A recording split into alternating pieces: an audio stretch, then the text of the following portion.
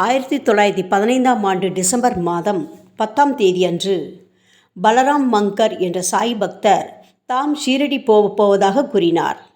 தன் நண்பர்களிடம் அப்பொழுது திருமதி தர்கட் அவர்கள், இருங்கள், சாய்பாபாவுக்கு என்று ஏதாவது தருவதற்கு உள்ளதா என்று பார்க்கிறேன் என்று கூறி வீடு முழுவதும் உணவுப் பண்டங்களை தேடினார். எதுவும் கிடைக்கவில்லை.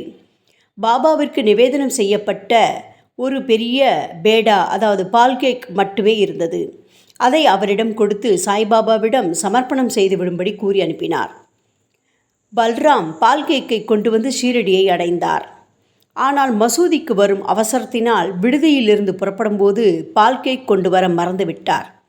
மசூதி அருகில் உள்ள கடையில் பல்வேறு பொருட்களை பெற்று கொண்டு வந்து சாய்பாபாவிடம் சமர்ப்பணம் செய்துவிட்டு நமஸ்காரம் செய்தார் பல்ராம். பாபாவோ திருமதி தர்கட் கொடுத்து அனுப்பிய பால் கேக்கை நினைத்து காத்திருந்தார். பகல் நேரம், என்ன கொண்டு வந்தாய் என்று கேட்டார் பாபா. நான் வாங்கி கொண்டு வந்ததையெல்லாம் தாம் உங்களுக்கு சமர்ப்பணம் செய்து விட்டேனே என்றார் பல்ராம். மீண்டும் மீண்டும் பாபா கேள்வி கேட்கவும் பல்ராம் அதே பதிலை கூறவும் கடைசியாக பாபாவே, என் பக்தை திருமதி தர்கட் அம்மையார் நீ ஷீரடிக்கு புறப்படும் போது எனக்காக பால் கேக் என்ற இனிப்பை கொடுத்து அனுப்பினார் அல்லவா என்று நேரடியாக கேட்கவும் பல்ராமருக்கு விடுதி அறையில் அதை மறந்தது நினைவுக்கு வந்தது. உடனே அவர் வெட்கம் அடைந்து தவற்றுக்கு மன்னிப்பு கேட்டு உடனே விடுதிக்கு சென்று பால் கேக்கை கொண்டு வந்து சமர்ப்பணம் செய்தார்.